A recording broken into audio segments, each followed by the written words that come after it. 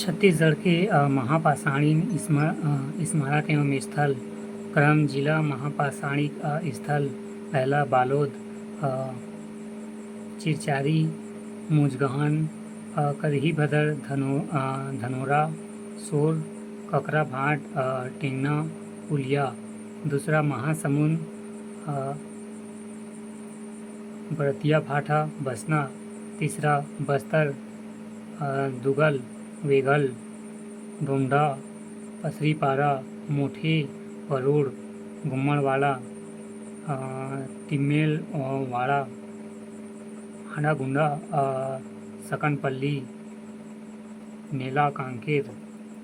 चौथा राजनांदगांव, खल्लारी, मुड़ीपार।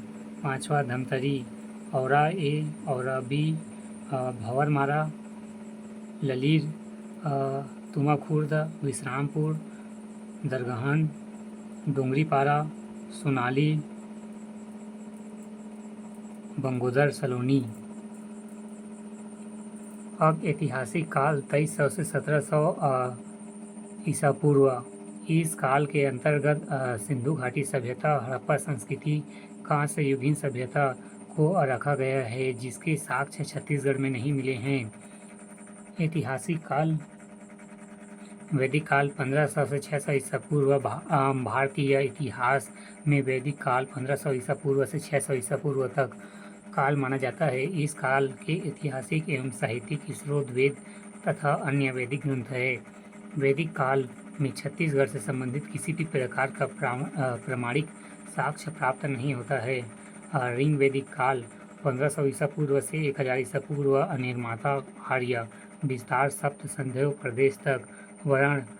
ऋग्वेद में कश्मीर के मुंज पर्वत से लेकर विंध्याचल पर्वत क्षेत्र के उत्तर तक के भूभाग का ही वर्ण है। इस कारण छत्तीसगढ़ का वर्ण ऋग्वेद में नहीं मिलता। उत्तर वैदिक काल 1000 ईसा पूर्व से 600 ईसा पूर्व। नामकरण, वेदों में वर्णित बस्तर का नाम दक्षिण दिक। उत्तर वैदिक साहित्य में आए दक्षिण दिक के सीतानाथ प्रधान ने दक्कन प्रदेश का बौद्ध होना स्वीकार किया। विस्तार, उत्तर वैदिक काल के दौरान आर्यों का प्रसार माध्यम भारत सहित दक्षिण भारत में ही हो चुका था। इस काल में आर्यों का प्रवेश तथा प्रसार छत्तीसगढ़ में हुआ। प्रमाण, छत्तीसगढ़ भी इस काल के ऐतिहासिक घटनाओं से अछूता नहीं रहा। इसके प्रमाण निम्नलिखित हैं। पहला, कैसीतकी नामक ब्राह्मण ग्रंथ में विंध्याचल पर्वत की वर्णन है।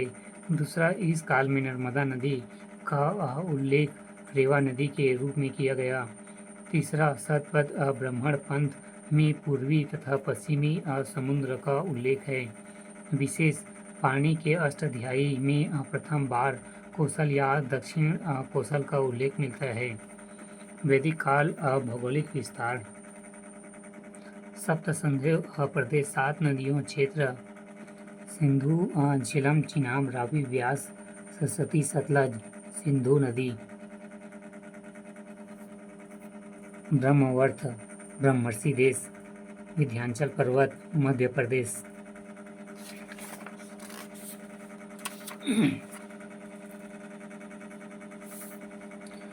रामायण काल, रामायणकालीन किंवदंती नामकरण इस क्षेत्र का राजा कौशल था, जिसके आधार पर इस क्षेत्र का नाम कौशल प्रदेश पड़ा। दक्षिण कौशल की भाषा, इस समय दक्षिण कौशल की भाषा कोसली छत्तीसगढ़ की प्राचीन भाषा थी। दक्षिण कौशल के राजा कालांतर में दक्षिण कौशल के राजा भनुमंत हुए। वाल्मीकि रामायण के अनुसार राजा दशरथ के राज्याभिषेक के समय कौशल राजा श्री भनुमंत को अपनी अयोध्या आमंत्रित किया गया था। इस अवसर पर राजकुमारी भानुमति की सुंदरता से मुग्ध होकर युवराज दशरथ ने राजा श्री भानुमंत की पुत्री से विवाह का प्रस्ताव रखा। विवाह के उपरांत कौशल की राजदुहिता होने के कारण भानुमति को कौशल्या कहा जाने लगा। भनुमंत की पुत्री कौशल्या का विवाह उत्तर कोसल के राजा दशरथ से हुआ, किंतु भनुमंत के पुत्र नहीं होने के कारण यह राज्य राजा दशरथ को मिला। श्री राम के पश्चात उत्तर कोसल के राजा उनके ज्येष्ठ पुत्र लव हुए, जिसका राजधानी श्रीवस्ती थी, जबकि कनिष्ठ पुत्र कुश दक्षिण कोसल मिला, जिसकी राजधानी कुलस्थली एवं कुशावती कोशित थी। जनश्रुति अनुसार भगवान राम ने अपने वनवास काल का सर्वाधिक समय यहीं व्यतीत किया था, जिनके अनेक साक्ष्य उपलब्ध है। नोट: फूलबासन की गाथा सीता एवं लक्ष्मण से संबंधित है। माता कौशल्या का मंदिर स्थान चंद्रखुरी और रायपुर। मंदिर निर्माण 8वीं से 9वीं शताब्दी। पुरातात्विक दृष्टि से यह मंदिर सोमवंश के शासनकाल में निर्मित है। मंदिर निर्माण 1973। मंदिर के मूल ढांचे के टूट जाने के कारण ग्रामवासियों द्वारा चंदा एकत्रित करके स्थित चंद्रखुरी में जलसेन सरोवर के मध्य टीपू में स्थित सेतु मंदिर को किनारे से जोड़ने के लिए सुसेन सेतु का निर्माण किया गया।